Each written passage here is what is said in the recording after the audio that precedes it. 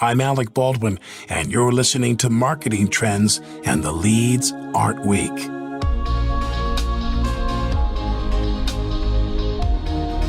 Hello and welcome to Marketing Trends. This is producer Ben Wilson. Today's episode features an interview with Leslie McNamara, Managing Director and Chief Marketing Officer of Retail Services at Citi. On this episode, Leslie talks all about customer loyalty and how rewards programs can improve customer loyalty. Rewards programs is a really interesting topic in marketing that isn't talked about much, but can be really powerful when used the right way, and there's no one who speaks to that with more knowledge and more experience than Leslie. A big thanks to her for coming on the show and for being part of such a great interview. Enjoy. Marketing Trends is created by the team at Mission.org and sponsored by Salesforce Pardot, B2B marketing automation on the world's #1 CRM. Are you ready to take your B2B marketing to new heights? With Pardot, marketers can find and nurture leads, close more deals, and maximize ROI. Learn more by visiting pardot.com/podcast or click the link in the show notes. Here is your host, Ian Faison. Welcome to Marketing Trends. I'm Ian Faison, Chief Content Officer here at Mission.org. And we have, on the other line, Leslie, what's going on? Good morning, and thank you for having me on your podcast. I'm looking forward to our discussion today. I am as well. I'm really excited to get into your background, a ton of really interesting lessons learned over the years in retail services at Citi. But before we get into all that, how did you get into marketing in the first place? So I transitioned into marketing through the credit card industry. I originally started out in packaged goods sales and fell in love with direct marketing and the ability to reach out at that time to customers through direct mail and just so immediately and viscerally be able to see the results of what you were selling or what you were promoting to customers. So I entered banking and frankly never looked back. Yeah, and I definitely want to get into some of that because I think it's so fascinating, the parallels that, direct mail and a lot of the stuff that we do today. What is Citi Retail Services? How does it fit into the organization, and what's your role as CMO? So Citi Retail Services is one of North America's largest providers of private label and co-brand credit cards for retailers. So think of iconic brands that are clients of ours, such as Macy's or Best Buy or the Home Depot. We provide white-labeled product to their customers that allow them to charge in store, but are completely serviced by Citibank. And we are a significant portion of the Citibank revenues and a big contributor to the bottom line of the organization. We service 85 million accounts and cardholders and facilitate the shopping journeys at these retailers. Awesome. So what does your typical day look like? Are you working with those retailers every day? Are you spending a lot of time on marketing campaigns? Like, what is the scope of the work? A big part of the time that we're spending. So when we think about the way we divide up the marketing organization, about half of my people work on client-specific campaigns. So we actually have chief marketing officers for each one of our large campaign portfolios. So for like a Home Depot, who live and breathe that retailer, their retail environment, their digital assets, their customer profiles, and design marketing campaigns, and again, sort of the journeys that customers have in shopping with our products. The other half of my organization is really centralized center of excellence or capabilities that are shared by all of the partners that bring really robust skill sets to the table. So again, think about a research and insights team that's shared or a shared repository or skill set for all of our partners, or digital marketing. Again, sort of an area of specialization that can be really shared across all of our partners. So I run those centralized functions and then those very direct teams that work closely with partners. And so are you working with CMOs and other marketing leads at those retailers, or who are your client relationships with? Yeah, so our client relationships at the retailers will be at two levels. One, there's usually someone inside, particularly a large retailer like a Macy's or a Home Depot, who heads up a team that interfaces directly with my organization. So they are responsible for essentially managing the private label credit card integration into that retailer. Our other client set inside of that is the CMOs or the digital leads inside of those organizations. So we work with really both of those groups as well as in many cases, store operations or even merchandising departments, where we may be running special promotions, for example, on a particular type of merchandise.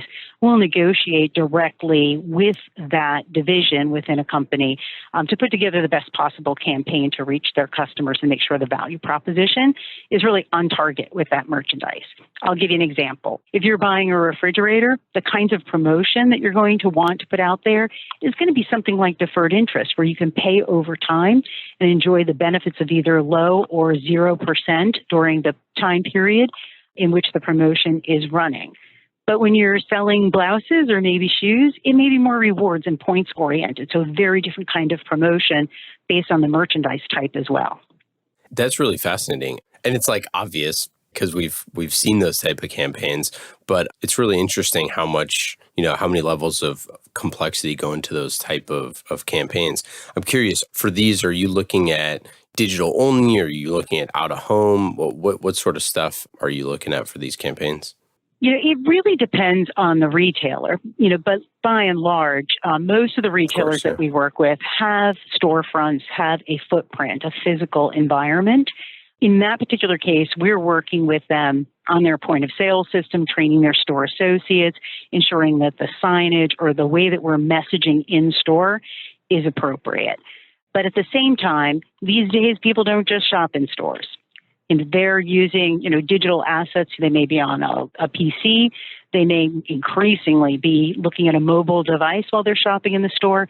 So again, being able to make sure that our message and our promotion is really ubiquitous and that the customer can access the information that they need in the channel of their preference is a big part of the way that we work today and has seismically changed, sort of the topography of the way that we go to market has to be so much more seamless than it, used to be in the past. And it's so interesting to me because back in the day, it seems like those type of campaigns could be a lot more methodical, could be a lot more thought out, and those different touch points. Well, I mean, I guess they need to be increasingly thought out because there's more touch points. But what I mean is that there wouldn't need to be so much just in time, so much like down to the minute, down to the second, those type of flash sales and things like that are going on. How has this role changed over time for you with the rise of mobile and digital and all that? It's actually gotten to be much more point in time and much more in the moment. So if you think about the way that I would have spoken to customers in the past in just a pure physical store environment, through signage, through training store associates, through physical imagery and materials, they were very static and they were very reliant on the customer interactions at very specific points in the store. Today, when I'm looking at digital assets, I'm really interacting with customers in the moment. Where are they in terms of their shopping, decisions and journey? What's the right time to pop an offer to them?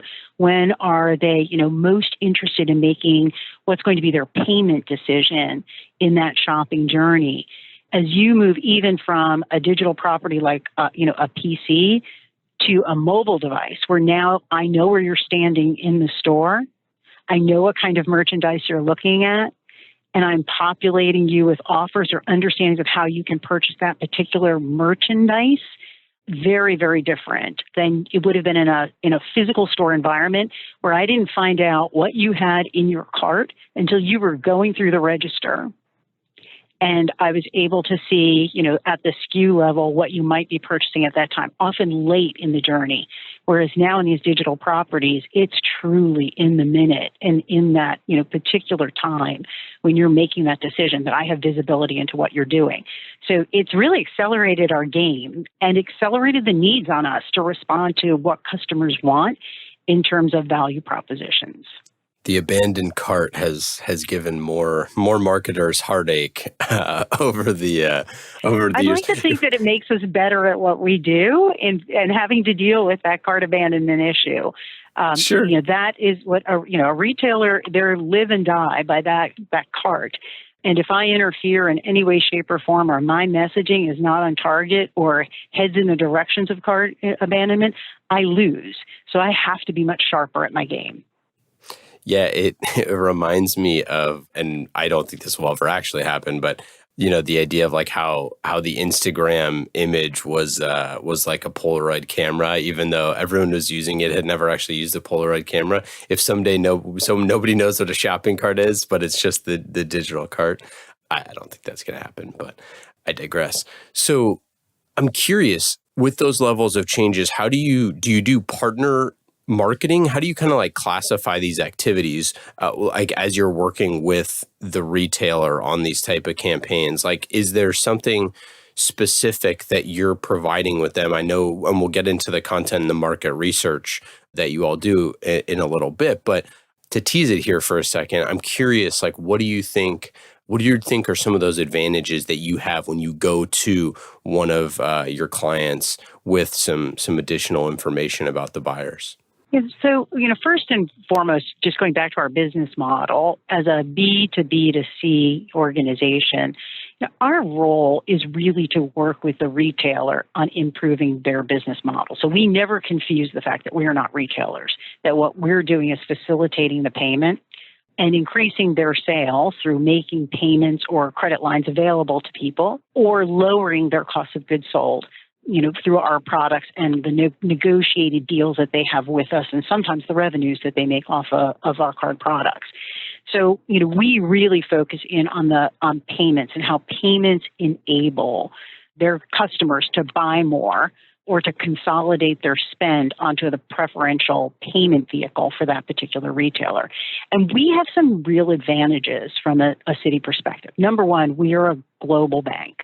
So when you think about the resources that a global bank can bring to the table simply in the investments in technology, experimentation in some of the digital or mobile advancements, testing of different ways to do payments or to even, invest in rewards programs, we're just in a very, very different place than our competitors in that just sheer girth in being able to bring that experience, from a global basis and global learning platform to our clients. So first and foremost, I would say size does matter when it comes to being able to invest at the level of a bank like Citi.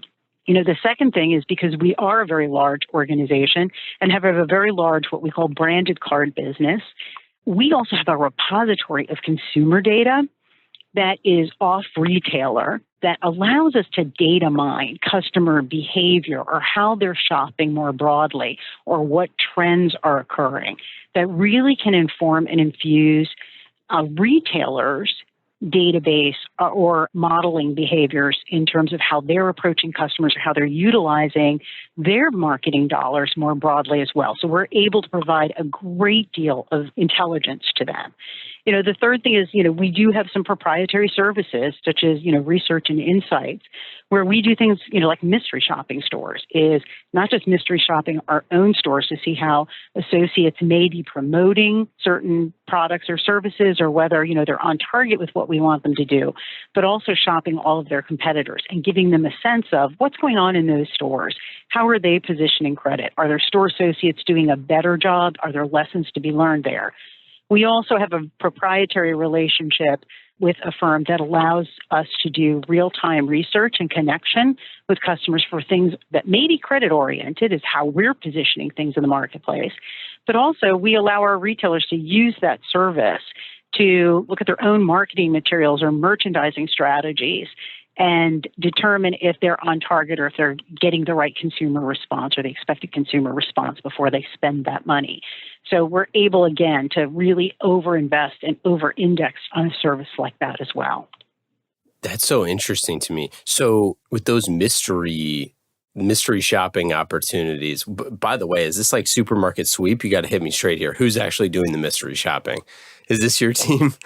Yeah, so the mystery shopping is actually an outside firm, and they hire people who go out, and we give them very specific instructions, so literally hundreds of them, who go out and physically shop at a store and go through the sales process and go through the credit process in order to tell us, how well that's working or not working. And then we compile all of that data. So some of it is very manual. And then, we automate essentially all of the back-end reporting and provide industry. So if you're in a department store segment, we'll give you back, as one of our clients, a view on department stores and the segment in general and how it's performing. and how they're servicing their customers in the store. I'm curious to how much the sales associate plays in that process. And I don't know if you have any insights that you can share there, because I find this a really interesting kind of like moment in time where so much of retail that's happening online is like without a helper. But when you go to a Home Depot, a Lowe's or something like that, half of the reason why you're going there is to go talk to one of the people that are floating around. So I'm curious. Expertise matters. Yeah, Expertise totally. matters in the credit sale as well. I'll give you an example, particularly in the large ticket space. So think an engagement ring, think a refrigerator, which, is at least a $2,000 purchase these days. When people go to make those purchases, a big part of the decisions they're making is price and affordability. So having a sales associate who really understands how credit works and how to introduce it into the conversation or understand that particular customer's, wherewithal to purchase an item is critical. So it's not unusual that one of the turning points in somebody making a decision on whether to use an existing card that they have at the retailer or whether to open a new account, a pivotal question is, how are you planning to pay for this today? So if you're buying a $2,000 refrigerator, how are you approaching that equation? And as a store representative, how can I help you? Did you know that you can get a 5% rebate on this purchase today? Did you know that if you need to spread your payments out over time, if you pay in full over 24 months, it's 0% interest. You have the opportunity to pay that back without interest and to take your time to do it. So that store associate's ability to have a sensitive conversation around money and get a customer comfortable with what's the best way for them to pay is really pivotal. And in fact, harder to replicate online than it is in a store environment, because a human is more nuanced and can read better the customer and their customer situation and receptivity to the offer. And we're still, we're coming up the learning curve really fast and have made just, I think, incredible strides in the past 2 years in being able to replicate that selling capability online. But it's still not, the same as a human being. You just sort of, to your point, is sometimes you want to go to the store and you want to talk to an expert. And it's a different shopping experience than it is online. Well, and I think we've all been there when you're standing at the counter and they ask like, hey, you could save whatever, 10% of this, large purchase by getting a card. And I think that this is kind of one of those digital versus in-person things that is going to be really tough to figure out. Is I'd say the best sales associates are the ones who, if you're buying something that clearly you're not going to, and you look like you're in a rush and whatever, you're probably not going to open a credit card in the next 5 minutes or whatever it is. And it's tough to read that digitally. I'm sure the algorithms will figure it out if they haven't already, but it's tough to read those type of things. And it just makes you feel weird as the buyer when somebody asks you that stuff, when you're like, dude, can't you see I'm literally running through this? I need to get out of here to my kid's soccer game or whatever it is. Yeah, usually the best time to introduce the notion of credit is not at the actual checkout. Exactly. At that point, somebody is completing a transaction and it can be interpreted as noise. Where we refer to this as a consultative selling process, is you really want to get up earlier in the decision-making chain, whether that's online or whether that's in a store environment, is to understand what is the customer looking for. How can you accommodate their sale or their need in that moment and being able to read it. So even in an online environment, we avoid introducing that conversation at checkout because it's too late at that point. It's when you're looking at merchandise, and again, we'll go back to the refrigerator. You may be making a decision between, a $2,000 refrigerator and a $2,500 refrigerator. And if you know that you're going to get 5% back, or that you may have 2 years to repay things, as you're making that decision, as you're, whether online or in store, comparing products and decisioning what's right for you, having that information around how you can reduce the cost or the impact to you is something that you want to introduce at that moment, not after you've already made the decision to purchase the $2,000 refrigerator and we're blind to the fact that you probably could have afforded the $2,000 one or an extended warranty or something else that you may have really desired as part of that purchase. And knowing how you'll pay and what the benefit of that payment vehicle can be really instrumental in getting the right product for that customer. Yeah, it's funny. I recently bought an engagement ring, and I didn't think about it until. Congratulations. Thank you. She said yes.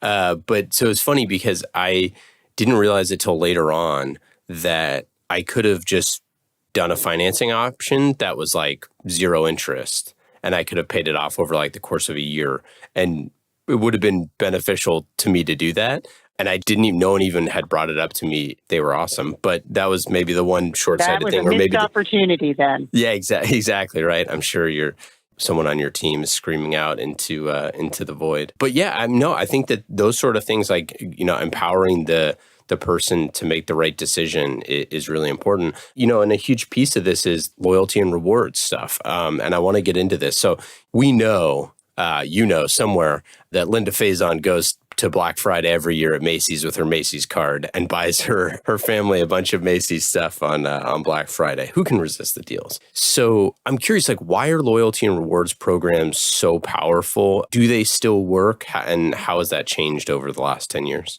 Yeah, they certainly work from a retailing perspective. And, we talked a little bit earlier, I mentioned sort of the best way to pay. When we think about retail product, when we think about retail cards or, co-branded cards, in every instance, what we would tell people and what we tell our clients is that you always want to be short. And in fact, you can be assured if you looked at retail cards in general, the very best way to pay at any retailer is with their retail card. The disproportionate discounts, rewards, outstrip anything that you'll see in a general purpose card or a general purpose rewards card every single time. And that's because, frankly, the retailer is not paying the interchange or sort of the cost of goods back to the bank on that particular instance, because it's a one-on-one relationship directly with us and travels over our rails, if you will, in transmitting data. So it's usually the cheapest tender for the retailer to accept, and they pass much of that benefit along to the customer. So the rewards are significant on a retailer basis. And customers expect those rewards and really look forward to them.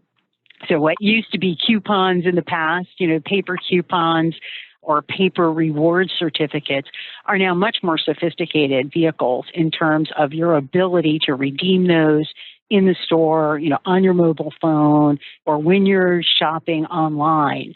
You have access to that as a special currency that is available at that retailer. And they're very powerful in terms of retaining somebody's shopping behavior or encouraging them to consolidate their spend in that particular industry at their store. If you're at Best Buy, for example, and you're active in their rewards program, you have a currency that's available to you to purchase electronics. So if you're going to purchase electronics, you're going to go there first and use that currency. So somebody like Best Buy can really then consolidate all of your activity into their store and build a real preference for you in terms of shopping their franchise and their stores. I got to be honest, and this is one of the reasons I was so excited for this interview. I kind of feel like a lot of companies aren't that great at this, and maybe they need more help from Leslie. I don't know, but I kind of feel like a lot of the rewards points, and maybe I don't have my preferences set up right or something like that, which is highly possible. You're just not shopping enough. No, I promise. I promise I'm shopping too much or enough. But yeah, I just feel like that a lot of the retailers, maybe it's that they don't extend a good enough digital footprint, or maybe the way that they get rewards, or maybe this stuff goes to spam. I don't really know what it is, but I just feel like some of the retailers that I'm super loyal to don't necessarily have the level of giving back that is very transparent. And I think that the reason why is because there's so much noise. I don't want to dime out any of my favorite retailers here, but yeah, I really think that there's just so much noise, and it's so crowded in your promotions folder, and it's so crowded on these sort of things. One company that does a great job of this is Yeti, where they have a lot of good communication, but but that's a totally different type of company, right? And they spend a lot of money on their digital outreach and things like that. I'm curious, like, what are some best practices? How could for the marketers that are out there that are listening in the retail space, how could they get better? So I think some of what you're pointing to is really the seismic change that has been happening in retailing over, I would say, the past 5 years. When retailers first started to build up their digital properties, they did it in an arms race fashion where, they built separate organizations where they wanted to get to bright fast in terms of their digital capabilities. So they had store organizations that were separate from digital organizations. And it's really been in the past 5 years that you have seen what they first called sort of, omni-channel shopping experiences, kind of forcing those organizations together to now what, we would say is a much more blended, retail journey. So the sophistication that is growing now to be able to follow your shopping behaviors, your journey, and to be agnostic to where you're purchasing, and to be agnostic in terms of allowing you to access your promotions or promotional dollars and rewards is very, very different now and is accelerating at an incredible pace at this moment at most retailers in terms of just, I know from my own shopping journeys where I have to, used to have to tote around, paper coupons. And if I left them home, I was completely screwed at the point of sale. Where now everything is available through my phone. I don't have to carry those things. It's much more ubiquitous. The sales associates understand how to redeem those promotions and how to work with me on that. So you do see, sort of a different level of sophistication coming in that. I think the other piece of it that you're alluding to when you spoke about the spam filter, I think retailers are getting better at understanding the customer dialogue and frequency in which you communicate and how to be more relevant and on target with what the customer's looking for. So, I think the days of bombarding your email box with messages in the hopes that you will open one of them and it'll be relevant to you are gone.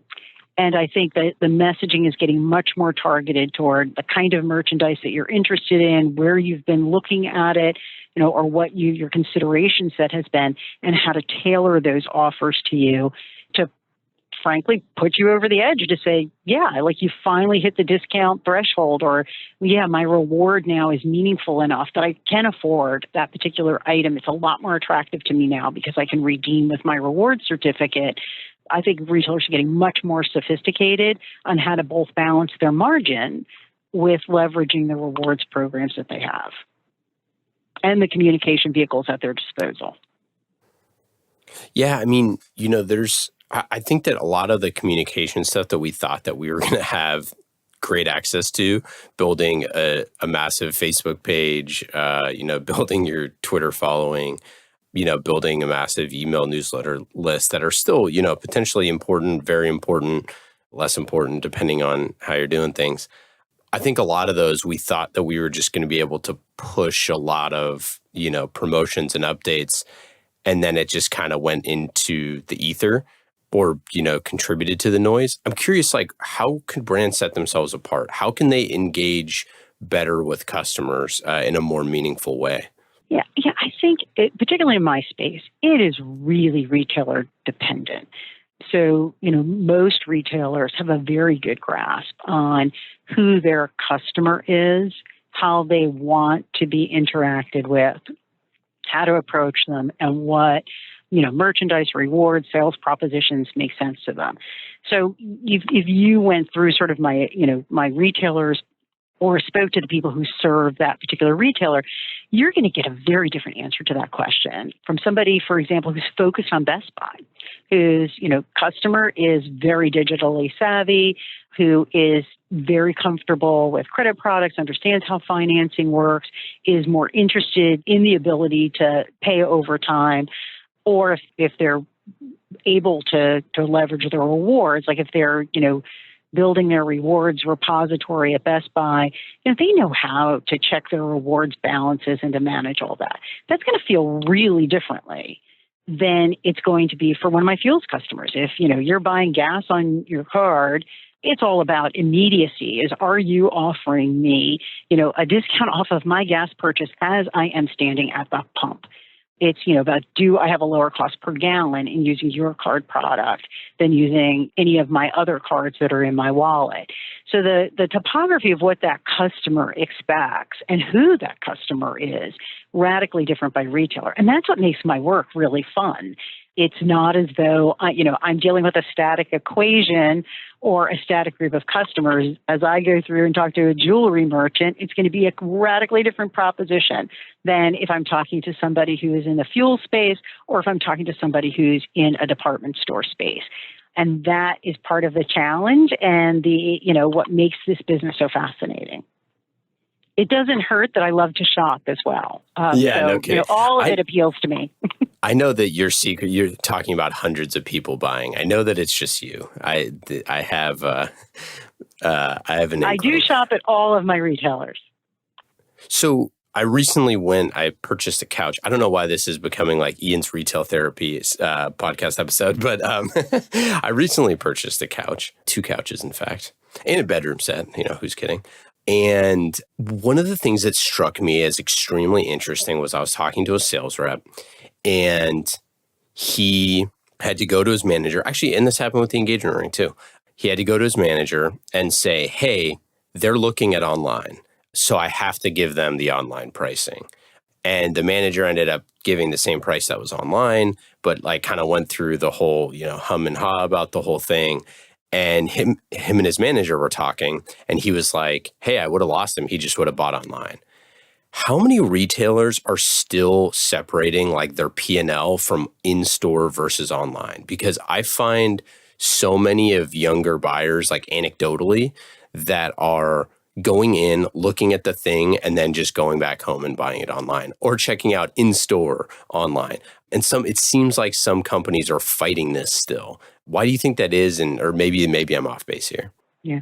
I think what you're referencing is what we discussed earlier, that the way that retailers started their digital properties were often as separate businesses. To get it off the ground, to get it moving, they didn't build it in a way that was integrated with the physical store environment. And as I said, that's changing. And you'll see more and more integration across retailers. And sometimes it depends on the size of the retailer and how far they are along in that journey. My suspicion is, a year or 2 years from now, we talk about that, it'll be a very rare instance where you'll continue to see a retailer running those 2 properties. So they're aware that is a pain point with their customers. And more importantly, it's a pain point in their store, in terms of taking people off the floor to find the manager, to go through that discussion. It's just not a great customer experience. So they are trying to solve for that. You see a lot of the price matching in store, starting to at least look like that, make it easier for store associates to do it when you have that equation. But I've had it happen to me at a retailer as well. So, and I know what a turnoff it was from a customer journey perspective, and retailers are aware of that too. And I think you'll see that disappear in very short order.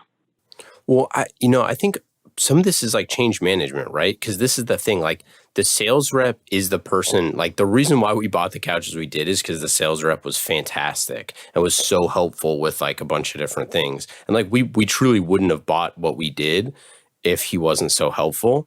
And if he's disenfranchised by the fact that we're going online, but part of this is I live in the Bay Area, we live in the most expensive market in the country, and everything is marked up double, right? So the online pricing to them is astronomically lower than what it is in store. And I think that this type of mistrust from the customer, I figured it out and I know the deal. But if I had bought it full price and then went back and looked online, I would have been pretty upset and not happy with the retailer. And store associates are wicked smart. They know exactly what's going on. They know the online pricing. They know that you're going to look at, you're going to be comparison shopping. You have the tool literally in your hand as you're standing in front of them. So they're very, very aware of that, and they're comfortable with that conversation and comfortable with the process. What it comes right down to is how easy does the retailer make it for them, and how empowered are they to make those decisions if indeed, their store properties and their digital properties are disconnected in terms of their price strategies. So, they know how to negotiate that conversation. And many times they'll assist in that process quite readily and willingly. The value of a store associate, as you said, you've made some very large ticket purchases lately. Store associate expertise and their ability to make sure that you get the right product and it's exactly what you want is really important in the big ticket space in particular. So they're going to facilitate the best possible journey with you, because that's their store associate now, and he knows that you bought, sofas. He knows that you bought a bedroom set. He's figured out that you're getting married and you're going to need a lot more stuff, and he wants you to come back. Not that much more stuff, I promise. He's got your number now. Yeah, exactly. Okay, so shifting gears to the market research piece. We talked about it a little bit at the top, but I want to dive in a little deeper on how do you do retail services market research? You talked about your love for, falling in love with marketing by being able to do direct response and mailers and things like that, where you got feedback from the customer, you led to direct sales and you could essentially dive into the data in that respect of, hey, if we send this thing, it gets this type of response. Now, it's, supercharged. Do you have, data analysts on your team? What does that look like? What are those capabilities, and how exciting is that for you as a marketer? So yes, the answer is absolutely. From a data science perspective, one of the beauties in being in banking or being in the space that I'm in is just the sheer amount of data and information that you have on customers, their behaviors, their purchases, their trends. So, we are able to use that deep repository of knowledge to be very predictive around when is your next purchase going to be, what might that next purchase be, what is your predilection to use, either loyalty programs or financing opportunities. We have a very wide view in terms of even your wallet and how many general purpose cards you have, how many retail store cards you have, and how you're using those to make payment decisions. So, that rich repository of information and our access to the retailer's information and view of you and how you might be shopping in that store on other vehicles and what your purchase trends have been is just so rich in terms of our ability to create models and to predict what your purchase and payment behavior is. And that's one of the services that we offer to retailers. As we said, the bombardment issue goes away when you have all of that data at your disposal to understand what's the appropriate time to talk to you and what to talk to you about. And that, level of sophistication continues to grow, as we look at machine-based learning or artificial intelligence and bringing new tools to the table. And I know, myself, I'm just enough to be dangerous. I've got a team of people who do that and are just amazing at what they do and transformative in terms of turning retailer results in sales on a campaign basis or on a cohort or on a merchandise category basis. And what are some insights or some tidbits that you've learned that aren't proprietary that would help our marketers that are out there, our CMOs that are working in retail? Because we have such a unique data set, it's hard to say that you can replicate much of what we do outside of having that kind of bank and retailer information.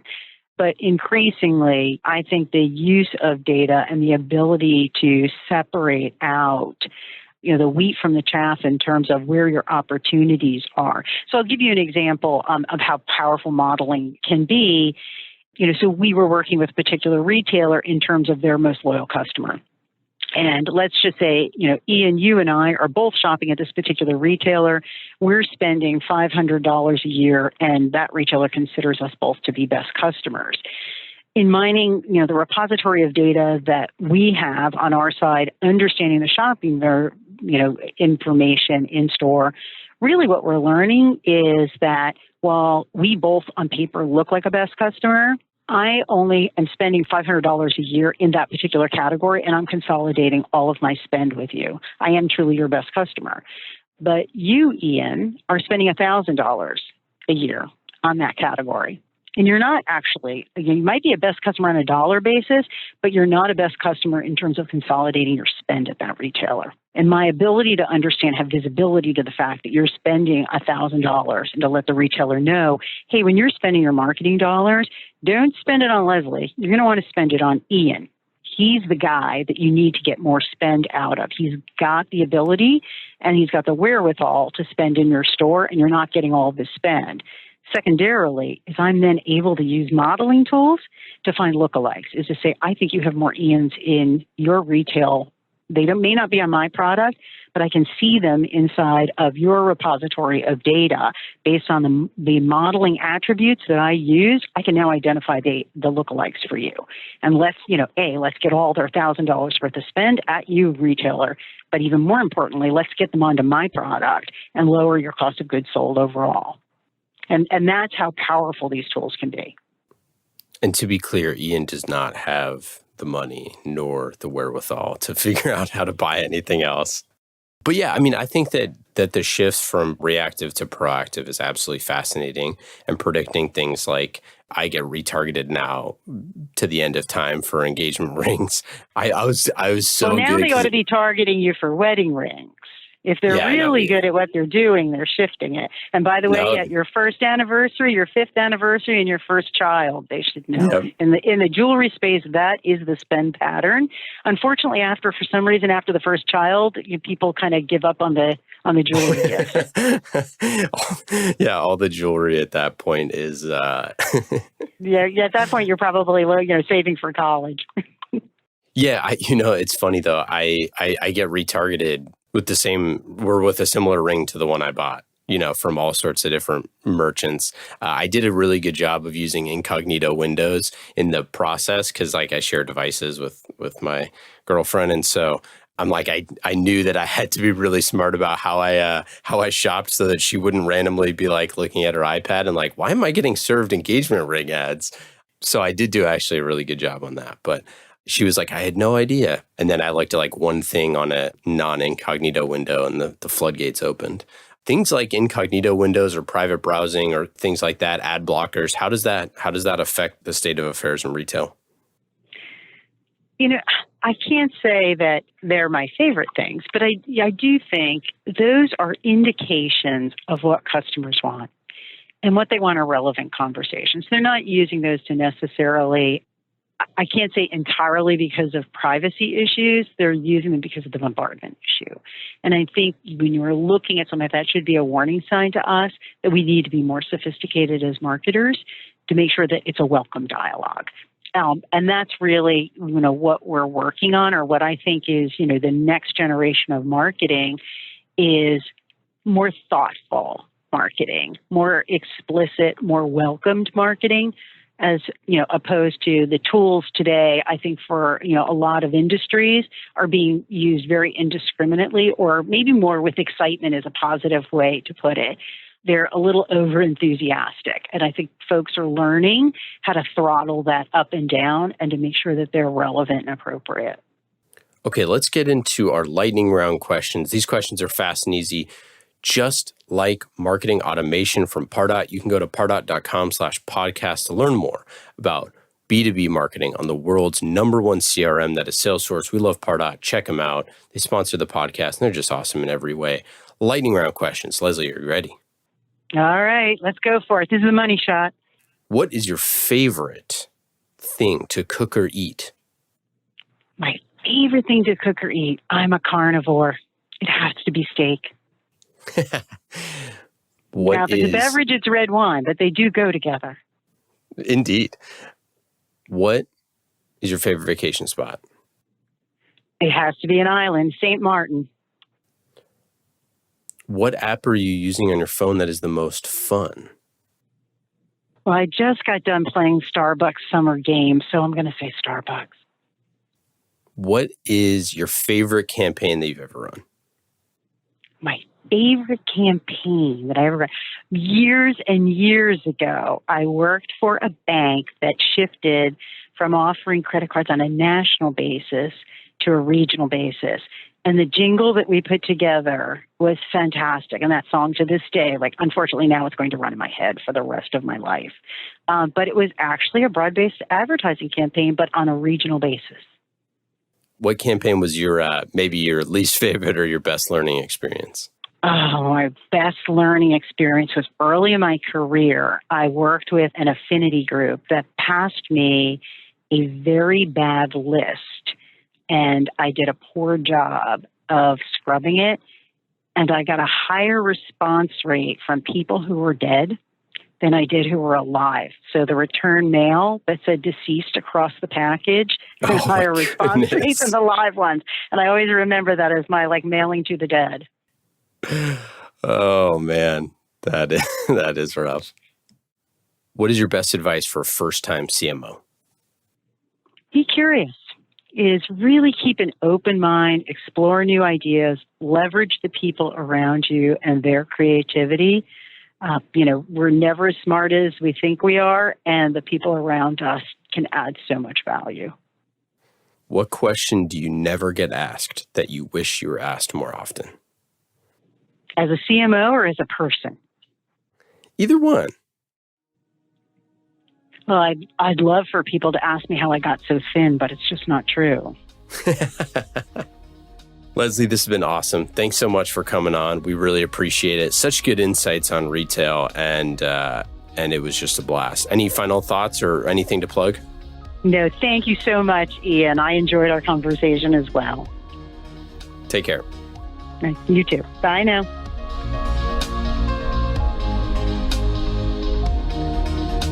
Thanks for listening to this episode of Marketing Trends. Marketing Trends is created by the team at Mission.org and sponsored by Salesforce Pardot. World-class marketers use Pardot to generate and nurture leads, close more deals, and maximize ROI at every stage of the sales cycle. Empower your marketing team to become revenue-generating superheroes, and let Pardot's data analysis keep an eye on the bottom line. Learn more by visiting pardot.com/podcast or click on the link in the show notes.